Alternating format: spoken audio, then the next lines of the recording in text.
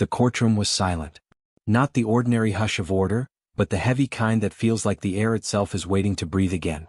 At the center of it all stood a man whose name carried weight far beyond the walls of this building. Alexander Pierce, billionaire CEO, a man known for skyscrapers bearing his company's logo, for power that made politicians answer his calls on the first ring. And now here he was standing before Judge Frank Caprio, the very picture of confidence, or maybe defiance. No one had expected this. Not the reporters lining the back row, not the attorneys shifting nervously at their tables, not even the spectators who had shown up for what they thought would be just another day in court.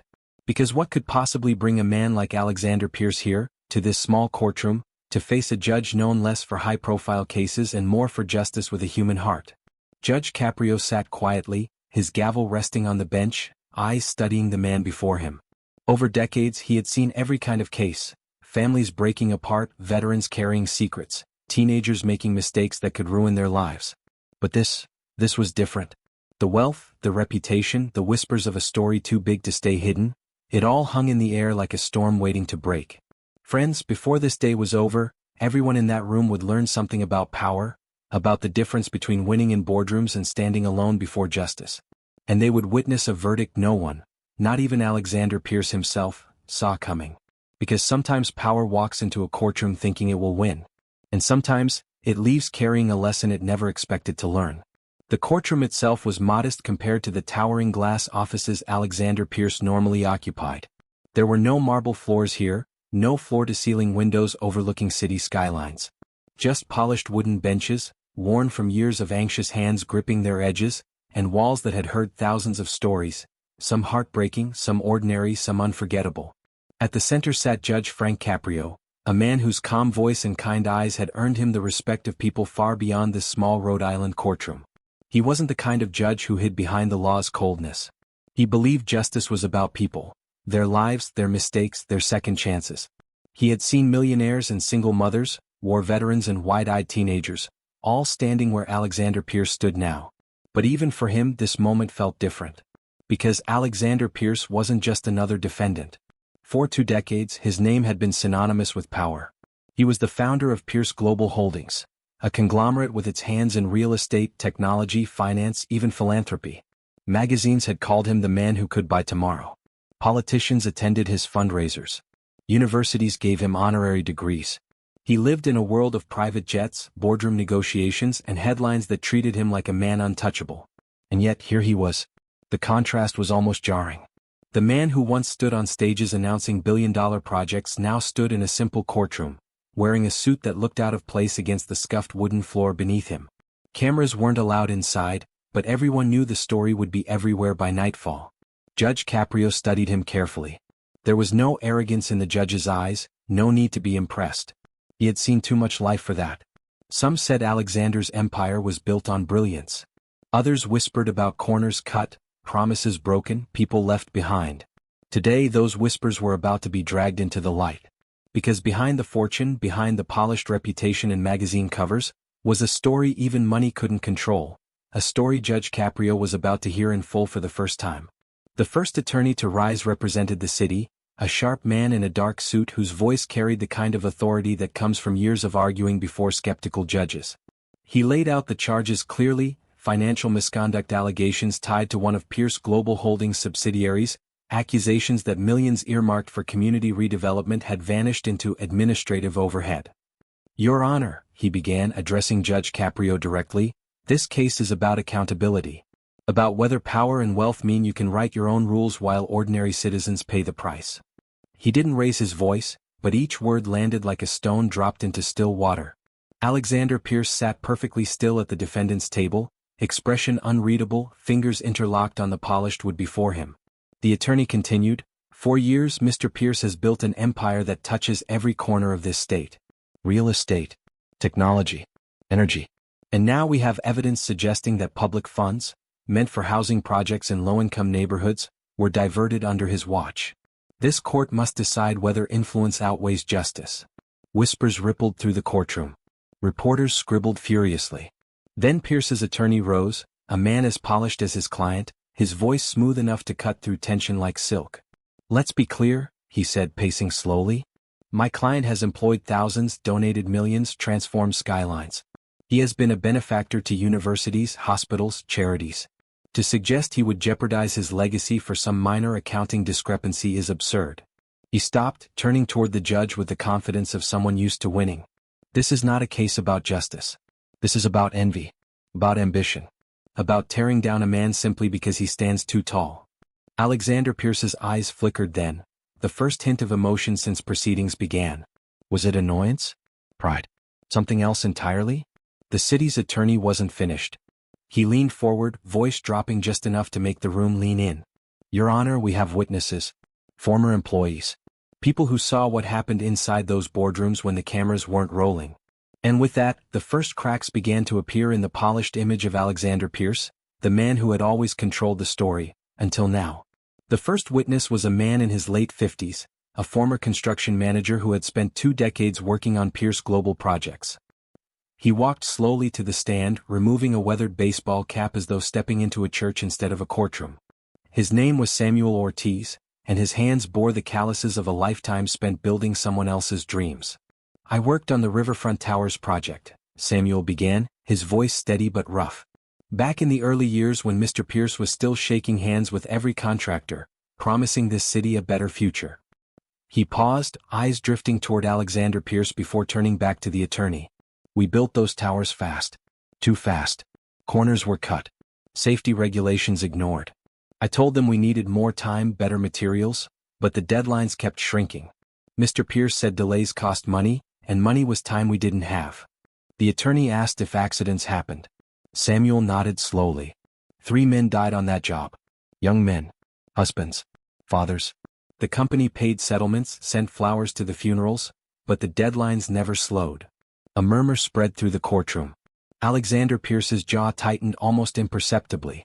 The next witness was a former accountant from Pierce Global Holdings, a woman in her early 40s named Linda Graves.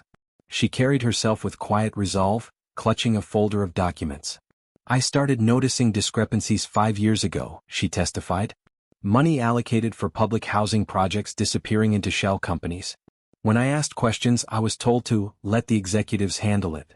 A month later, I was reassigned to another department. The attorney pressed her on whether Alexander Pierce knew. She hesitated before answering. I don't have emails with his signature. But nothing happened in that company without his approval. Nothing. Reporters in the back scribbled furiously. The city attorney exchanged a glance with his team, the kind of glance that says a story is finally unraveling. But then came the witness no one expected. Michael Reynolds, a childhood friend of Alexander Pierce, now a teacher at a local high school. He spoke not as an employee, but as someone who had known the man behind the empire. Alex wasn't always this, Michael said softly. We grew up on the south side. He was the kid who shared his lunch when I didn't have one. The one who said he'd buy his mama a house someday. He worked 2 jobs through college, slept in his car some nights. He wanted out so bad, wanted more than what we had. Michael looked down at his hands. Somewhere along the way the Alex I knew disappeared under all that money. And now, I don't know what's left of him. The courtroom was silent. Because for the first time, it wasn't just about money or power or skyscrapers. It was about a man who had gained the world, and maybe lost himself somewhere along the way.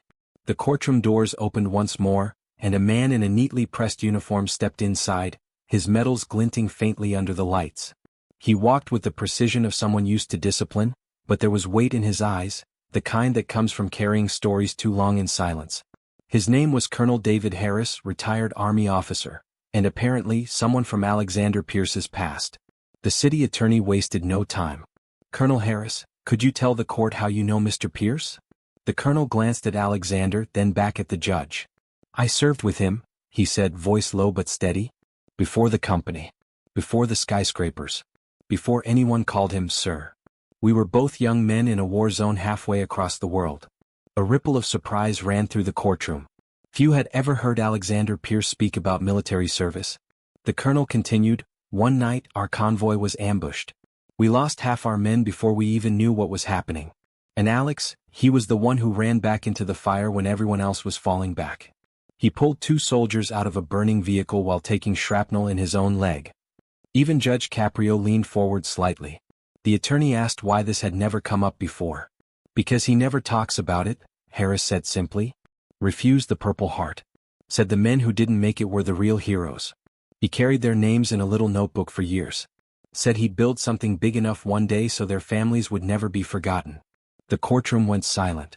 And suddenly the picture changed. This wasn't just a story about power and greed anymore. This was a man who had once been willing to bleed for others.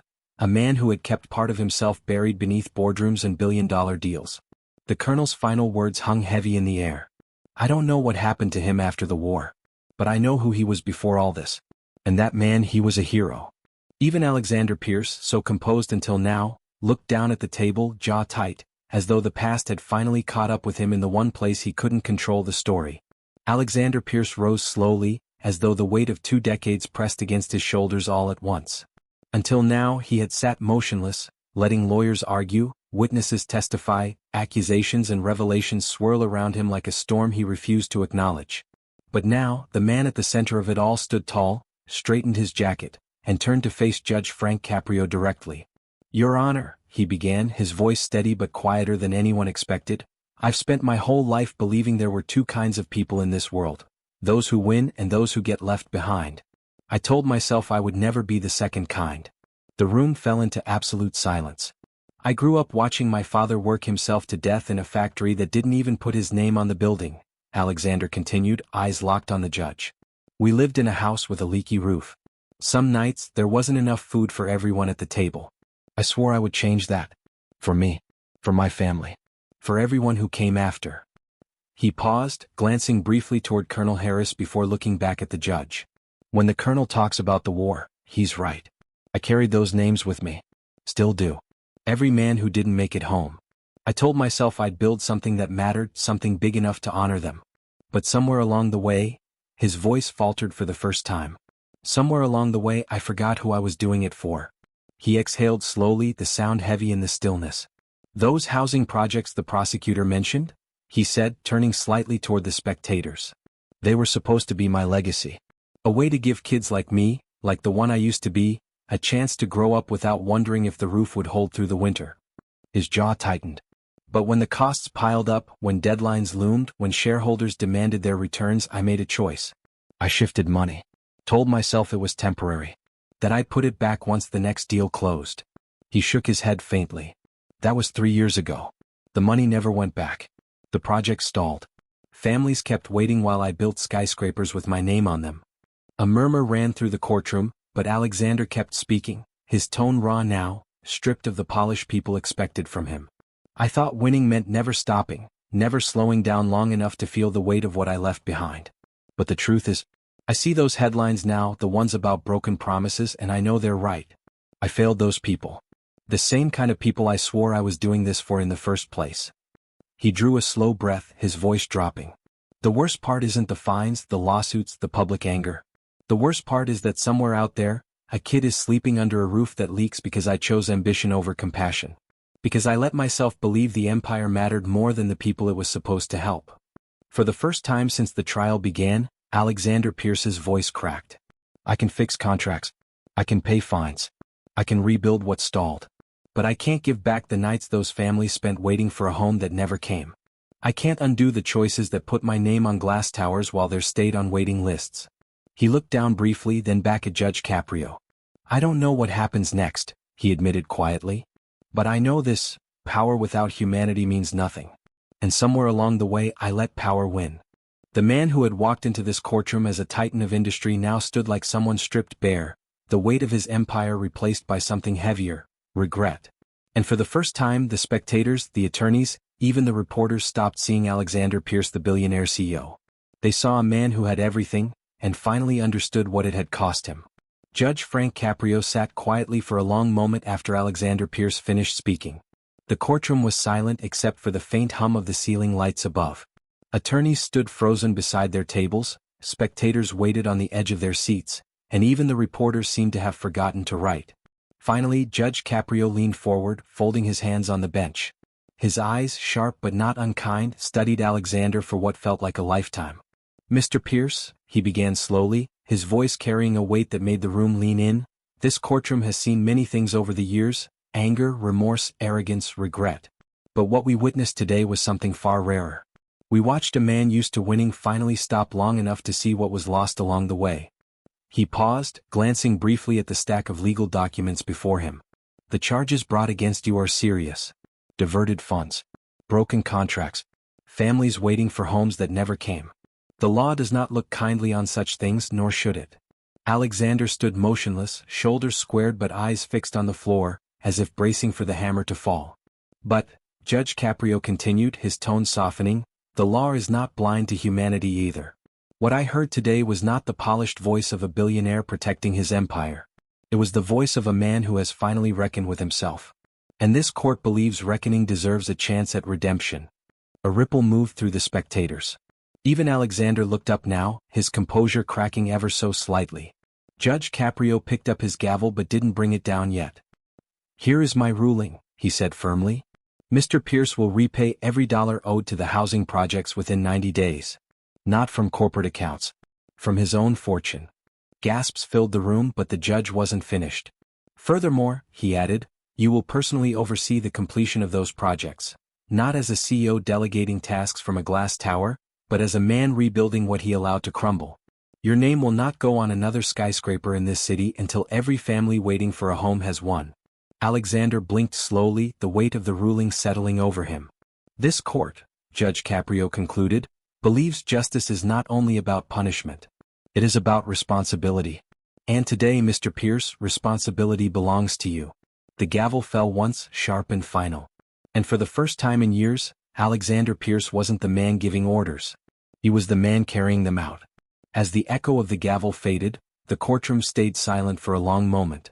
Not because people didn't know what to say, but because sometimes justice doesn't sound like punishment. Sometimes it sounds like responsibility. Like a door opening where everyone expected it to slam shut. Alexander Pierce didn't speak.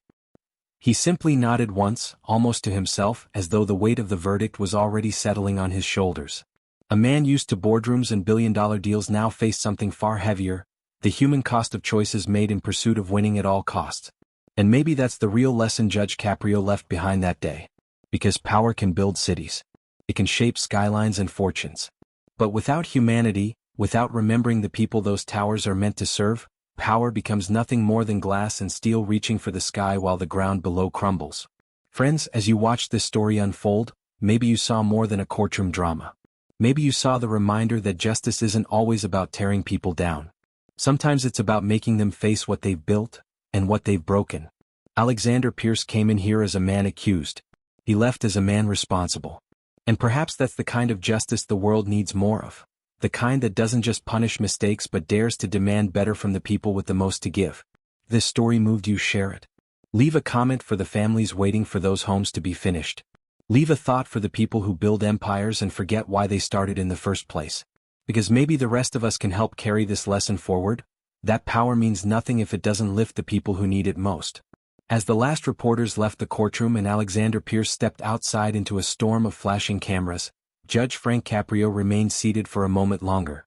He watched the room empty, the benches that had held so much tension now standing silent again. Another case closed.